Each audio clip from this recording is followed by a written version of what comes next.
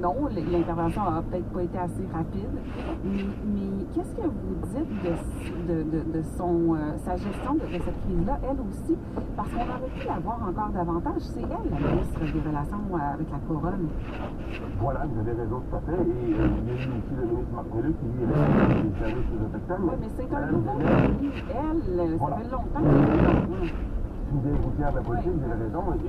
Mais c'est pas la meilleure des communicatrices, d'une part. Et d'autre part, son ministère a tenté d'établir des canaux de communication avec les chefs héréditaires Wet'suwet'en, mais littéralement, on envoyait promener la ministre et son cabinet en disant qu'on était pas prêt à réinventer tout ce beau monde-là, tant et si longtemps que la GRC allait rester sur le territoire ancestral de la Première Nation Wet'suwet'en, et tant qu'on ne retirerait pas le permis de construction à l'entreprise LNV pour le projet Côte-sur-Ligne-Gazini. Donc, ça fait en sorte que Mme Bennett, avec sa bonne volonté, se heurtait à un mur d'indifférence, un mur de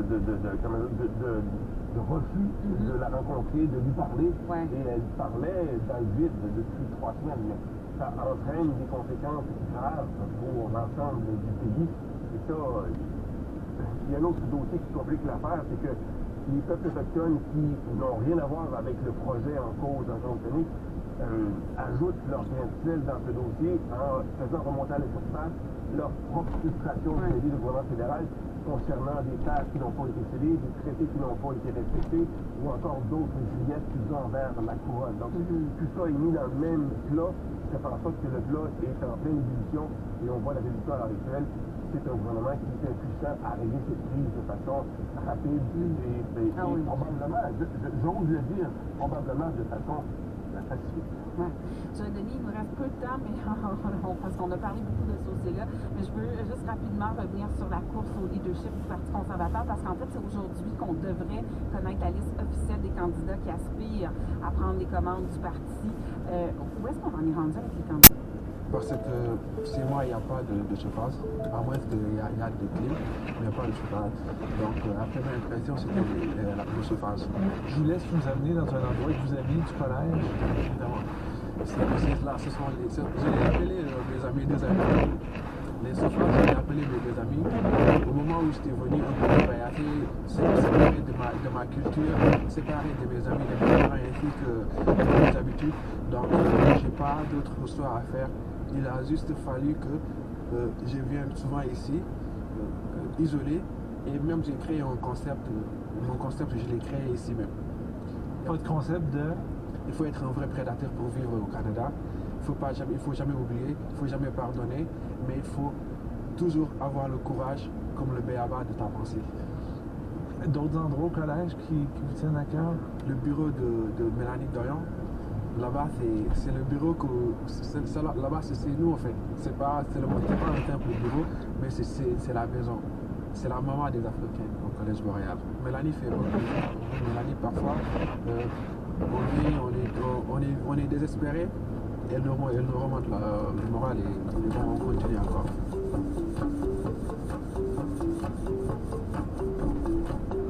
Merci beaucoup. Puis, bienvenue chez nous. Bienvenue chez vous. Bienvenue chez nous.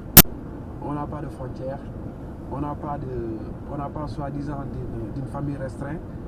Mais on a une communauté. La communauté, c'est l'humanité. Le monde, c'est le monde des êtres humains. Et je pense que la couleur, la peau, la taille, la nature de l'homme ne doit pas lui faire écarter de la société. Bienvenue à moi aussi au Canada et les autres qui vont venir. Je vous souhaite bienvenue et vous êtes la bienvenue à Sudbury. Sudbury, c'est la ville aimable. Vous avez des yeux brillants en parlant de Sudbury. On sent que vous aimez ça ici. Évidemment, j'aime Sudbury parce que j'ai trouvé ce que j'attendais. Depuis le bazar de rêve le plus étrange, c'est de me voir autour des chaînes de montagne, voir ce qui se trouve au fond des montagnes. Vraiment sympathique. Belle rencontre, hyper sympathique. Madame qui nous parlait du cabaret africain, ça a lieu ce samedi. Oui, c'est vrai. 18h à l'école secondaire McDonald-Cartier avec un buffet, des défilés, il y a de la musique également qui sera sur place. Un événement important, il le disait, une des rares occasions pour la communauté africaine de tous se réunir. À Sudbury, À Sudbury, il y a également le Soccer qui est une grande place, surtout durant l'été, mais en hiver aussi, en gymnase. Donc, une belle rencontre. Oui, parce que nos édifices sont chauffés. Exactement, il nous l'a dit, il nous a avoué sa surprise. Parce que on salue également Mélanie Doyon, qui était absente, qu'on est passé en face de son bureau, mais qui est très, très, très importante. Elle est au bureau des liaisons internationales au Collège Boyard. Merci Frédéric, 7h55.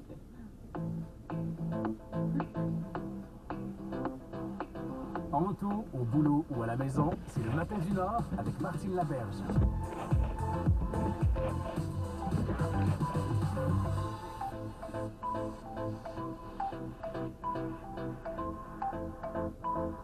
Aimez-vous voyager? Moi, oui, en tout cas. Il y a un palmarès qui vient de sortir de la part... en fait, c'est pour les destinations tendance monde pour cette année 2020. C'est du site TripAdvisor. Si vous voyagez beaucoup, vous connaissez probablement ce site-là. Mais à chaque année, on fait donc un palmarès des endroits qu'on devrait visiter cette année ou les meilleurs endroits à visiter pendant cette année. J'ai été agréablement surprise. Écoutez, il y en a combien? Il y a 25 endroits qu'on nous propose. Et sur les 25, j'en ai visité 3-4. C'est une bonne moyenne quand même. C'est une bonne moyenne, pas mal. Mais écoutez, il y a vraiment en première place, on nous dit qu'il faut absolument visiter je ne sais pas si on dit cochin en Inde ou coquin en Inde. Bref, on nous dit qu'il y a un mélange de plusieurs petits villages sur la côte ouest justement de l'Inde et c'est un des endroits à visiter en première place. Il y a le Brésil, plusieurs endroits au Brésil, Vietnam. Moi, je suis allée, en fait, puis c'est vrai que ce sont de merveilleux endroits. Je suis allée à Fès au Maroc, qui est magnifique. Casablanca aussi, mais c'est pas dans la liste, soit dit en passant. Il y a aussi Porto qui est dans la liste au Portugal. Bref, vraiment une liste à consulter si vous avez envie de voyager en 2020. C'est ce qu'on vous propose. On nous dit que c'est vraiment les meilleurs endroits à visiter cette année. On s'en va rapidement écouter le radio-journal de 8 heures. Alors, on va faire un petit tour d'horizon, un petit tour de table à savoir qu'est-ce qu'il faut surveiller. Robert? On vous parle, vous savez, les parents d'élèves qui se sont vus refuser de l'aide financière que la province leur avait promis au mois de janvier à cause des différentes grèves tournantes des enseignants un peu partout. Ils ne peuvent pas avoir accès à leur service de garde ou ils ne peuvent pas envoyer les enfants à l'école, donc ils sont pris pour trouver des solutions d'urgence. Le gouvernement avait mis en place ce fonds d'urgence qui est suivant les cas, pourrait aller de 25 à 60 $ par jour. Mais là, il y a certaines demandes qui sont refusées, et ça en raison des informations qui sont fournies au moment de l'application. C'est que la province indique que les informations concernant les enfants ne peuvent pas être vérifiées. Ah, c'est étrange, ça. Et la province ne peut pas dire combien de ces demandes-là ont été refusées à cause de cette raison-là. Pour ceux et celles qui nous écoutent en ce moment, si c'est votre cas, appelez-nous, laissez-nous savoir, on aimerait bien en savoir davantage. Qu'est-ce que vous avez reçu comme note, vous, du gouvernement? Est-ce que vous avez obtenu justement cette aide financière? Cette aide qui peut aller de 25 à 60 $ par jour? C'est quand même important pour une famille. Je vous rappelle le numéro de la boîte vocale, 705-688-3297. Robert, 3297. 3297. Frédéric. 2 matchs à surveiller ce soir. Les Rangers de New York qui se rapprochent dangereusement d'une place en série affrontent le Canadien de Montréal et les Maple Leafs de Toronto poursuivent leur séjour en Floride. Ils affrontent les Panthers ce soir dès 19h. Et Daniel? Vous avez un mot à dire sur la murale qui recouvre l'ancien hôpital Saint-Joseph à Sudbury. La guilde des auteurs de Sudbury veut lancer un projet, un futur recueil de textes poétiques ou de témoignages sur l'hôpital et la murale et ce que ça veut dire pour la communauté.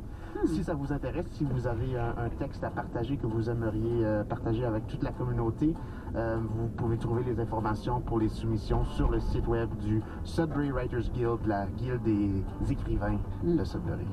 Et au retour du Radio-Journal, on va entre autres parler d'un dossier fort important, c'est les troubles causés par l'alcoolisation fétale.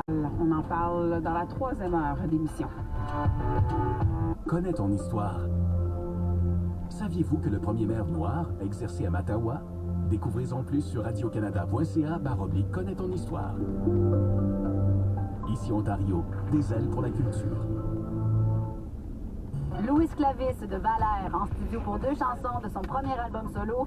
Et avec notre trio santé, il sera question de migraine et de céphalée et de yoga comme antidouleur. Pénélope, aujourd'hui 9h, Maritime 10h. Ici Première.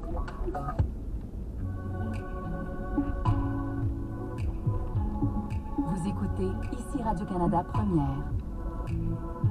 Au 98.1 à Sudbury. Du cœur aux idées. Ce matin, au Radio-Journal, possible sortie de crise, une rencontre entre les chefs Wet'suwet'en, Ottawa et la Colombie-Britannique est prévue aujourd'hui. Les agronomes derrière l'affaire Louis Robert publient leur étude controversée sur les pesticides. On a 4% de nos champs qui ont des ravageurs en assez grande quantité où là, on aurait besoin d'une méthode de lutte. Et pendant que le coronavirus gagne du terrain sur tous les continents, le Canada...